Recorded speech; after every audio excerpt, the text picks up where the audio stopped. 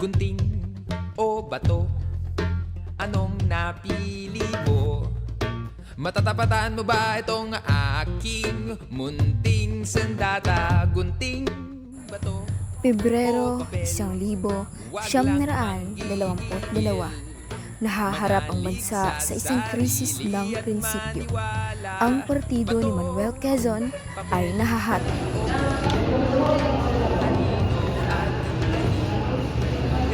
Simang Quezon, totoo bang aalis ka sa kasama mo sa partido? Ginang Quezon, mas mahalaga ba ang ambisyon kaysa pagkakaisa ng nasyonalista? Ang ambisyon ko ay hindi pagsalihan, kundi para sa kalayaan na matagal ang pinagkakait sa atin. Ngunit Ginoo, ang katapatan sa partido ang nagpapatakbo ng ating gobyerno. Paano kami magtitiwala kung ang sarili ng alasya ay nagkakatakot? Nakikita namin ang kahirapan sa bawat sulit. Kailangan namin ng Pinoy, hindi lang ng politiko. Kanino matanggal yung puso ngayon? Sa partido o sa amin? Mula nang pumasok ako sa serbisyong publiko, ang bandila ng nasyonalista ang aking tangan. Pinaglaban ko ang ating mga mithiin sa loob at labas ng bansa. Ngunit, kapag ang paniniwala ng partido ay hindi na tumutugma sa mithiin ng ating bayan, tungkulin ko ang lumisan. Hindi ko hinanap ang laban na ito, ngunit hindi ko ito uurungan. At doon binitawan ang mga salitang uukit sa kasaysayan ng Pilipinas. Isang bagong partido ang Isang paninindigan para sa Pilipino. Boses ng bayan ay mas lakas kaysa boses ng ilan. sapagkat ang tunay na katapatan ay Nagsisimula sa bayan. panalo sa papel, panalo sa bato, napanalo sa gunting. Isang taon pa lang ako, nasundan na ni Toto. Grade 2, 8 taon pa lang, 4 na bata ang inaalagaan. Grade 6, 12 na ako, kasing dami na ng pamilya ko. Sabi mo, pasensya na, walang pera kaya mag-drop out ka. Inako, sabi mo kami mahal nyo, ari ko pati kayo nagplano. Sana hindi gutom at nag-aaral pa, alaga't malusog ang buong pamilya. Ang planadong buhay ay maayos na buhay. Chismis, chismis, may TV si Mang Ben. Tama na ang chismis. Pag nag-toast, TV nagagamot. Alit na buwang gamutan, tutok sa pag-inom. Araw-araw. At healthy lifestyle, ipairal. Nag-toast every day, kasi LC our way. Hala, ikalat ang balita. Si Mang Ben gumaling na. That's okay talaga, ibalita sa iba. TVI, tultukan. Ang susunod na programa ay rated PG. Ito ay nangangailangan ng patnubay at gabay ng magulang para sa mga batang manonood.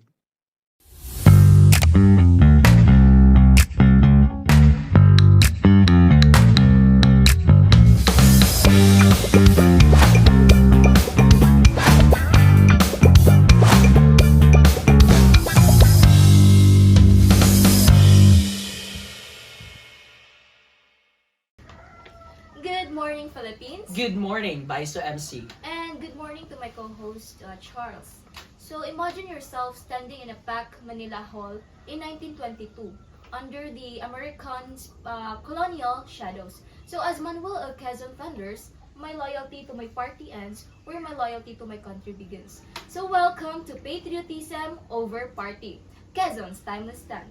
So our deep dive into this speech shook Philippine politics. So born from nationalista, roots post-Spanish American and Philippine American wars. It championed independence over party chaos. We'll dissect three key sources, compare the insights, and reflect why it still fires up debates today, from 2025 elections to social media storms. Picture this. Could Quezon's words fix our dynasties in disinformation? Our stellar group 10 member from Baiso MC says yes. Introducing Maureen, Genevieve, Faith, Diana, Christian, Sarah, Jamaica from Baiso MC. Let's launch into the sources. Good morning, Pats, and good morning, everyone who's watching. I am Maureen Sevel Opineda from Baiso MC. To start, let's talk the first source. The author is Sheena Lee Aligado, date October 6, 2024, from Quizlet Study Guide. First, the context on June 6, 1922, legislative elections under U.S. Jones Law, spotlighting nationalista split, Sergio Peña's traditional unity versus Manuel Quezon's collectivista push. Next, for summary, Dayton's party defeat, Quezon's new faction emphasizing collective leadership, quotes his reflection on independence ideals, uniting then dividing members. Building on that, for the key theme, principles over politics, loyalty to the country trumps party, with bias portraying Quezon as reform hero against unipersonalist rigidity. Furthermore, relevance today. In 2025 midterms, echoes party switching scandals, example, politician jumping for power, urging voters in Quezon City to demand anti-poverty platforms over blind loyalty. This source reminds me how Quezon flipped the script on division. Imagine applying that to today's vlogger-driven campaigns. And excellent insights on the first source, Miss Maureen and Miss Jamaica. Quezon's bold split feels so alive. So moving on to the second source, Miss Jenny and Miss Sarah, come in. We have a very unattended circumstances that our special guest couldn't attend our podcast in a physical matter, but we'll present her video presentation. For the second source, the author is Manuel Quezon himself. Date, February 17, 1922, at Manila Grand Opera House, during Collectivista Convention. For the context, early 1920s colonial era, Filipino leaders debating self-government amid weakening unity. The summary, Quezon warns party conflict undermine independence, calls for government, reflecting people's will, not facades. Moreover, key theme national interest over personal or party ambitions, pure patriotism blueprint, and bias as primary text. In addition, relevance today amid TikTok-driven misinformation and 2022 election dynasties. It rallies Gen Z for unified action on climate disasters like Typhoon Karina, prioritizing nation over factions. Powerful primary voice there, Sarah, straight from Quezon's mouth. So reflecting personally, hearing his words really hit hard as a student in Baiso. So they push us to question if our social media feeds are building unity or just an echo chambers on the social issues like migration. Spot on, Lorene. Quezon's rock calls feels urgent now. Couldn't cut through the 2026 polls and dynasty plays. But anyways, let's move on to our third source to be shared with our very, very supportive and very lovely student from Baiso MC, Mr. Ibanez and Ms. Salada. We are now in our third source of Quezon speech. To start, the author Dr. June Inares, an Antipolo mayor, ex-Rizal governor. Date, August 20, 2024 in Quezon's birthday article. Initially, for the context, it recalls early 1920s nationalista riff ending Quezon's Osmeña alliance before cheering crowds, followed by summary, expands quote, when one is convinced that the conduct of a party is no longer in consonance with the will of the people. My loyalty to my party ends where my loyalty to my country begins. Plus, joke likes preferring Filipino hell over Americans' heaven. Additionally, for the key theme, hierarchy of loyalty against misplaced allegiances, mild self-deprecating bias and governance as works in progress. Lastly, relevance today in polarized Facebook debates and 2025 budget fights over poverty aid. It checks leaders like those in NCR on serving people versus accomplices. What a trio of perspective, Maureen. A timeless indeed. So reflecting here, Inaris humor makes Quezon relatable. So in our Quezon City traffic jams and budget woes, it's a nudge to demand leaders who pick country over accomplices every time. True, Lorraine, these sources bridges eras perfectly. Quezon could really roast this fake news and power grabs alike. Now, we're halfway there to end our sharing for today's chika. So Quezon really shows how to be a good leader. He chose people rather than his party to show love for the nation. Very true, Lorraine. You, and we are truly amazed of how loyal he is in our country. He showed patriotism that makes him a good leader. Indeed, Charles. And with that, let's move on to our next guest to share the similarities and differences between the selected sources. So Miss Quiring and Miss Ladaran, here you go. Good morning, everyone. My name is Angelina Quering, and now let's talk about their similarity first. It was all anchored of Quezon Code 1922, Osmeña Quezon Reef, colonial independence context, and patriotism triumph, galvanizing crowd for reform. On the flip side, there's differences.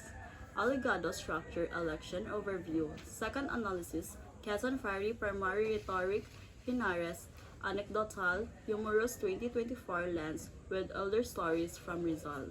Extending that, they unify on impact, speech, rallied collectivistas, reshaping politics, but vary in depth. Allegado lists key figures, themes, speech embodies passion, Inaris adds timeless wisdom like loyalty tools.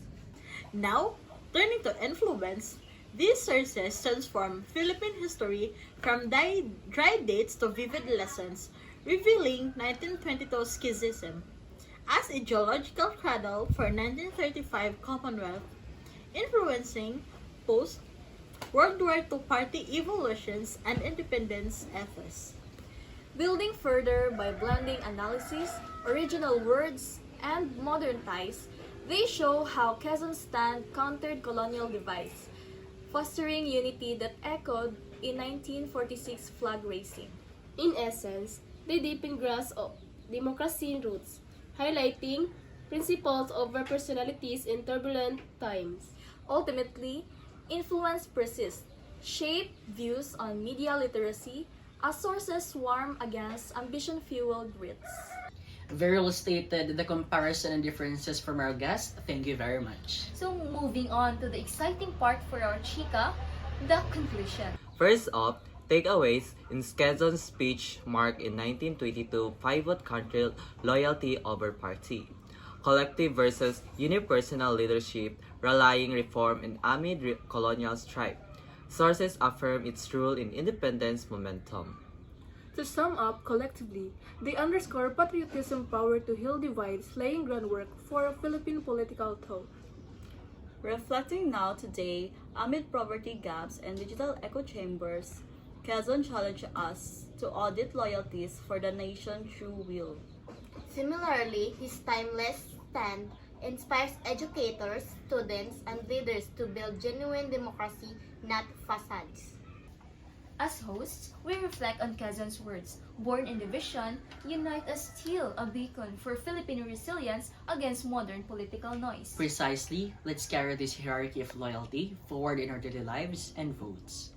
Wow, team! What a ride through Quezon's fire, from 1922 reefs to 2026 chaos. His words really hit hard.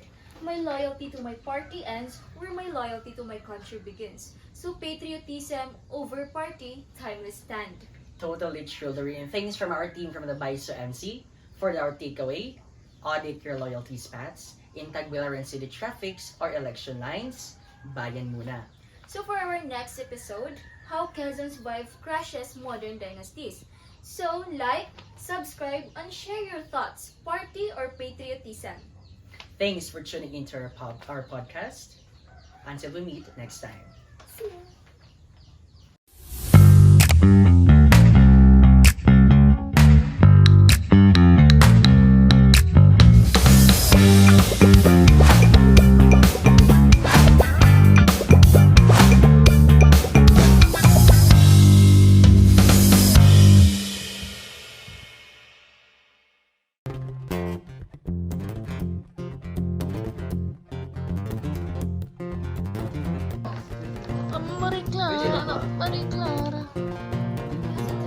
Ay, spot. Papel, Yeah. gunting, o bato.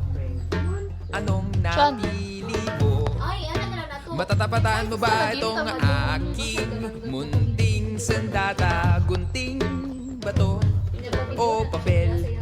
Huwag lang manggigil. Manalig sa sarili at maniwala. Bato, papel, o gunting.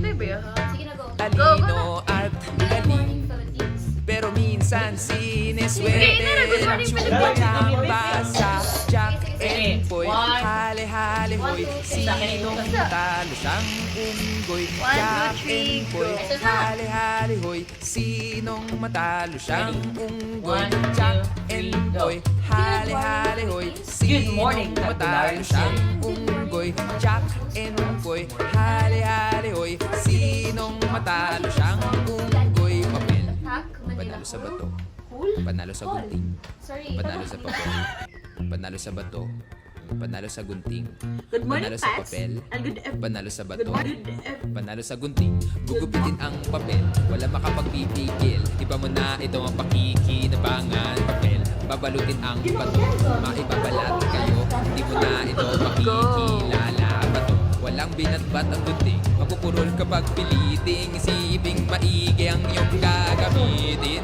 Kakayanin mo kaya ang aking malupit na lihim. Jack and Boy, hali-hali hoy. Sinong matalo siyang unggoy? Jack and Boy, hali-hali hoy. Sinong matalo siyang unggoy? Jack and Boy. Isang bagong partido ang isisila. Isang panitigo para sa Pilipinas. Ang boses ng bayan ay nakaraplaste sa boses ng ilan. Sapagkat ang tunay na katapatan ay Talo sa gunting. Go. Talo sa bato. Ngunit Ginoo, ang katapatan sa partido ang nagpapatakbo ng ating gobyerno. Panalo sa bato. Paano kami makikilala o sabihin na Panalo siya sa ay papel. Panalo sa bato. Panalo sa gunting. Kita namin ang hirap sa bawat Lubog minsan, lumilitaw minsan. kailangan namin ng tingin, hindi lang ng politiko. Minsan ay bulela, minsan ay labang. Minsan sigurado, sa partido o sa amin. minsan sumusubsok, minsan umaangat. Minsan gumagaan, minsan bumibigat. Minsan ikaw taya, minsan ako naman. Basta't nagsasaluhan ng magkakaibigan. Sino ang taya? Bato, bato, pik. Kampi at kasangga. Bato, bato, pik. Hindi magkatugma. Bato, bato, pik. Walang ginagawa. Bato, bato, pik.